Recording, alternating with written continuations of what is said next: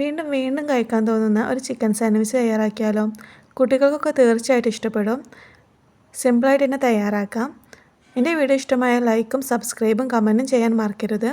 അതിനായി ഒരു ബൗളിലേക്ക് ചിക്കൻ, കാശ്മീരി മുളക് പൊടി, മഞ്ഞൾപ്പൊടി, പെരുംജീരകം, ഉപ്പ്, ഗരം മസാല, വെളുത്തുള്ളി ഇഞ്ചി പേസ്റ്റ് ഇവയെല്ലാം കൂടി നന്നായിട്ട് മിക്സ് ചെയ്ത് ഒരു 10 മിനിറ്റ്സ് മാറ്റി വയ്ക്കാം. ഇത് കഴിഞ്ഞ് ചിക്കനൊന്ന് നമുക്ക് പൊരിച്ചെടുക്കാം. അത് നന്നായിട്ട് ഫ്രൈ ആയതിനു ശേഷം നമുക്കിതൊന്ന് മാറ്റി വയ്ക്കാം.